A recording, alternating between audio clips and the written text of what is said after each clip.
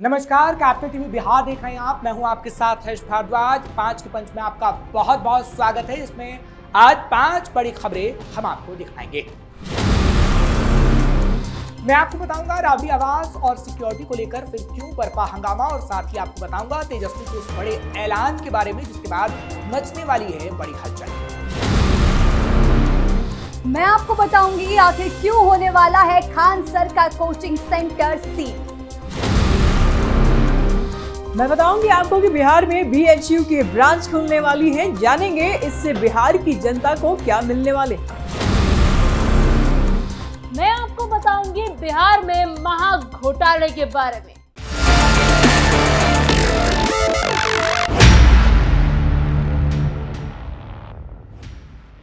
बिहार के पूर्व मुख्यमंत्री राबड़ी देवी के आवास पर अब नाटकीय घटनाक्रम देखने को मिल रहा है।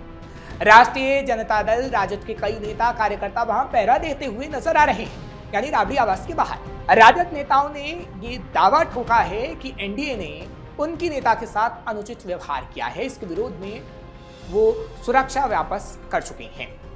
राबड़ी देवी, लालू यादव और तेजस्वी यादव की सुरक्षा वापस किए जाने के बाद मचे बवाल के बीच आरजेडी कार्यकर्ता राबड़ी देवी के आवास की सुरक्षा कर रहे हैं। एक आरजेडी कार्यकर्ता का कहना है कि बिहार की जनता उनके साथ खड़ी है, हम 24 घंटे यहां रहने को तैयार हैं। वहीं बंगले को लेकर भी विवाद है। दरअसल पटना के 10 सर्कुलर रोड स्थित उस सरकारी बंगले को भारतीय जनता पार्टी के नेता और मंत्री नंदकिशोर राम को आवंटित किए जाने के बाद भी विवाद बढ़ गया है। बंगले को लेकर भी आरजेडी कार्यकर्ता बाहर बैठे हैं कि राबड़ी को बंगला खाली नहीं करने देंगे। पूर्व मुख्यमंत्री को राज्य विधान परिषद में नेता विपक्ष होने के नाते 39 हार्डिंग रोड स्थित आवास दिया गया है, लेकिन उन्होंने वहां जाने से इनकार कर दिया।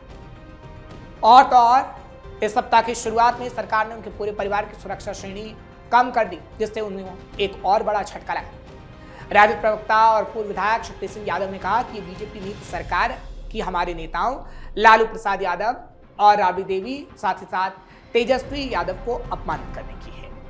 इन सभी ने अपनी सुरक्षा वापस कर दी है, लेकिन सत्ता पक्ष को इसकी कोई परवाह नहीं, क्योंकि वे चाहता है कि हमारे नेताओं की हत्या हो जाए। साथ ही साथ उन्होंने ये भी कहा कि सुरक्षा तो उन्होंने वापस कर दी, लेकिन वो बंगला खाली नहीं करेंगे।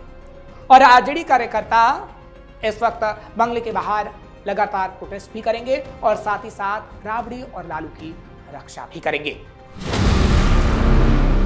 बिहार में विधान परिषद की 9 सीटों के लिए चुनाव होने हैं। सत्तारूढ़ एनडीए की तरफ से स्थिति लगभग स्पष्ट कर दी गई है।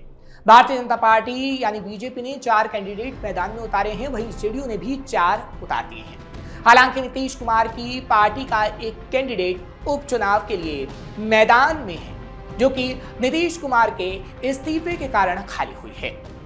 वहीं दूसरी तरफ अगर बात करें चिराग पासवान की, तो चिराग पासवान ने भी कल एक उम्मीदवार के नाम का ऐलान कर दिया है। अब सबकी निगाहें महागठबंधन और उपेंद्र कुशवाहा पर टिकी हुई हैं। महागठबंधन की सबसे बड़ी पार्टी राष्ट्रीय जनता दल यानी आरजेडी ने अब तक कैंडिडेट का नाम का ऐलान नहीं किया है। विधान परिषद की गणित के मुताबिक विपक्षी खेमे के सिर्फ एक ही उम्मीदवार को जीत मिल सकती है। ऐसा इसलिए कि एक एमएलसी को कम से कम 28 विधायकों के समर्थन की आवश्यकता होती है। आरजेडी के पास खुद के 25 विधायक हैं, उसे भी विपक्षी खेमे में शामिल असदुद्दीन ओवैसी की पार्टी और कांग्रेस के समर्थन की जरूरत है। आरजेडी के लिए एक अनार और 100 बीमार वाली स्थिति बन गई है। एक ही सीट के लिए कैंडिडेट का नाम का ऐलान करना तेजस्वी यादव के लिए आसान नहीं होगा।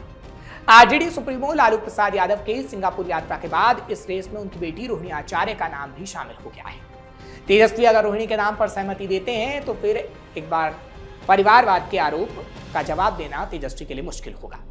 आरजेडी की संभावित लिस्ट में राबड़ी देवी के मुंहबोले भाई सुनील सिंह का नाम भी शामिल है।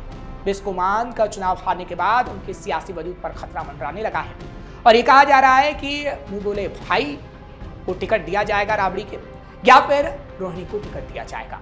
ये सवाल इस वक्त सबसे बड़ा है और तेजस्वी जल्द इसका ऐलान भी कर सकते हैं, जिसके बाद हलचल तेज है। खबरों में बात करते हैं पटना के चर्चित शिक्षक और Khan global studies coaching institute के संचालक फैजल खान उर्फ Khan sir Patna civil court में सरेंडर नहीं करेंगे। उनके वकील अरविंद कुमार महुआर ने शनिवार को ये जानकारी दी। उनका कहना है कि खान सर की ओर से सोमवार को अदालत में अग्रिम जमानत याचिका दायर की जाएगी। फैजल खान के वकील ने बताया, अग्रिम जमानत याचिका दाखिल करने की समय सीमा शनिवार को समाप्त हो चुकी थी। अब कानूनी प्रावधानों के तहत सोमवार को याचिका दाखिल की जाएगी। खान सर सरेंडर नहीं करेंगे। ये मामला 2 जून को खान सर के coaching centre Khan global studies पर हुए हमले, तोड़फोड़ और फायरिंग की घटना से जुड़ा हुआ है। वायरल वीडियो में कुछ लोग संस्थान के बाहर ईंट पत्थर फेंकते और पोस्टर फाड़ते हुए दिखाई दिए थे, जिसके बाद ये पूरा बवाल हुआ। खान ग्लोबल कोचिंग इंस्टीट्यूट में सेंटर के बाहर फायरिंग की घटना सामने आई। फैजल खान ने ज्ञान बिंदु कोचिंग सेंटर के संचालक रोशन आनंद पर इस हमले में तोड़फोड़ और फायरिंग का आरोप जड़ा। उनकी शिकायत पर पटना पुलिस ने रोशन आनंद को गिरफ्तार किया था। रोशन आनंद ने अपने बचाव करते हुए कहा था कि खान सर ने उन्हें फंसाने की पूरी साजिश रची और इस बीच पुलिस जांच में सामने आया कि फायरिंग केजीएस कोचिंग सेंटर के गार्ड्स ने ही की थी। बाद में पुलिस ने खान ग्लोबल स्टडीज के 2 गार्ड्स को गिरफ्तार भी किया। इस बीच खबर ये सामने आ रही है कि कोचिंग सेंटर में कुछ जरूरी सुविधाएं नहीं थी। फायर एक्सटिंग्विशर जैसे सब्सटेंस वहां नहीं थे जिनकी जरूरत होती है और इसी के चलते अब खान सर के कोचिंग सेंटर पर बड़ी गाज गिरने वाली है। खान सर के खिलाफ आर्म्स एक्ट और अन्य संबंधित धाराओं में एफआईआर दर्ज की जा चुकी है और उनकी गिरफ्तारी के लिए किसी भी वक्त दबिश दी जा चुकी है। सर पर गिरफ्तारी की तलवार लटक रही है। इस बीच माना जा रहा है फैजल खान और खान सर सरेंडर नहीं करेंगे, तो कुल मिलाकर खान सर की मुश्किलें बढ़ चुकी है और किसी भी वक्त उनके बैंक खातों से लेकर उनका कोचिंग सेंटर तक सीज किया जा सकता है।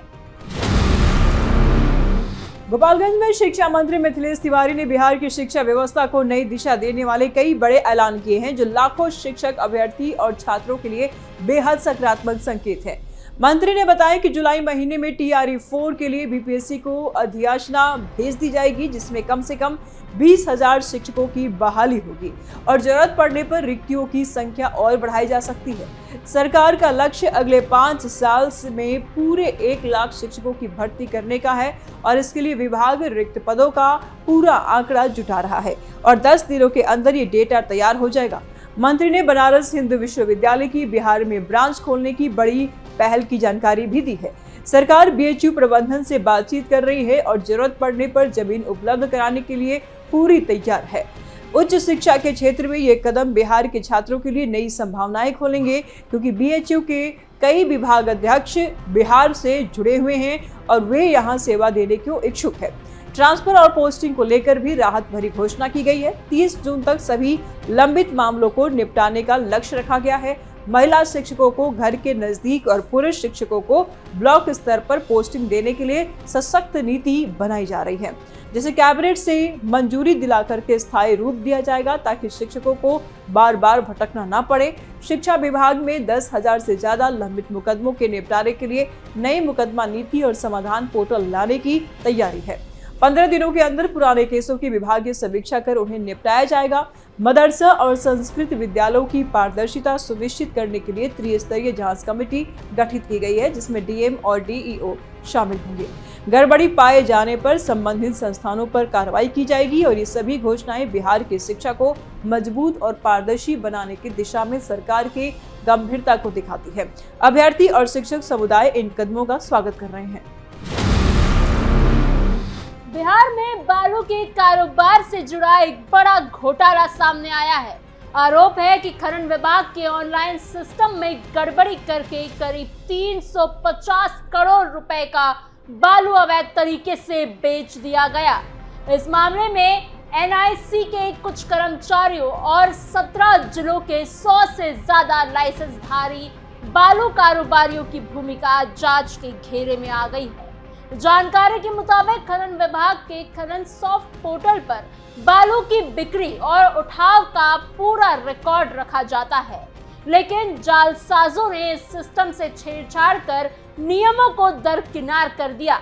आरोप है कि बिना जिला खनन कार्यालय की मंजूरी से फर्जी दस्तावेज अपलोड किए गए और बालू उठाने की तैयारी सीमा को बढ़ा दिया गया। इसके बाद बड़े पैमाने पर अतिरिक्त बालू की बिक्री की गई। जांच कर रही आर्थिक अपराध इकाई यानी EOU को भी ये पता चला है कि मोबाइल पर आने वाले OTP वेरिफिकेशन सिस्टम को भी बाईपास कर दिया गया है, यानी सुरक्षा के लिए बनाई गई व्यवस्था को ही निष्क्रिय कर दिया गया है। इसके बाद सिस्टम के डेटा में बदलाव कर अवैध तरीके से ई चालान जारी किए गए हैं और बालू बेचा गया। इस पूरे मामले की पहली शिकायत अक्टूबर 2025 में पटना साइबर थाने में दर्ज कराई गई थी। शिकायत तत्कालीन खनन निरीक्षक मृत्युंजय कुमार झा ने विभाग के निर्देश पर दर्ज की थी। जांच आगे बढ़ने पर सामने आए कि कई जिलों में एक ही तरीके से गड़बड़ी की गई है। दरअसल बालू के भंडारण और बिक्री के लिए लाइसेंसधारियों को अलग से लॉगिन आईडी और पासवर्ड दिए जाते हैं ताकि हर लेन देन का रिकॉर्ड ऑनलाइन दर्ज किया जा सके। आरोप है कि इसी व्यवस्था का गलत इस्तेमाल कर तय सीमा से कई गुना ज्यादा बालू बेचा गया। अब तक इस मामले में 17 जिलों में 62 केसेस दर्ज किए जा चुके हैं। आर्थिक अपराध इकाई की विशेष टीम पूरे नेटवर्क की जांच कर रही है। पुलिस जांच एजेंसियां ये पता लगाने में जुटी हैं कि इस घोटाले में आखिर कौन कौन लोग शामिल थे और सरकारी खजाना को कितना नुकसान पहुंचा है। आरोपियों के खिलाफ धोखाधड़ी, जालसाजी और IT एक्ट की गंभीर धाराओं में कार्रवाई की जा रही है। फिलहाल इस 5 के पंच में इतना ही। आपकी इस पूरी खबर पर क्या राय है हमें कमेंट बॉक्स में जरूर बताइएगा। ऐसी और खबरों के लिए बने रहिए कैपिटल टीवी बिहार के साथ।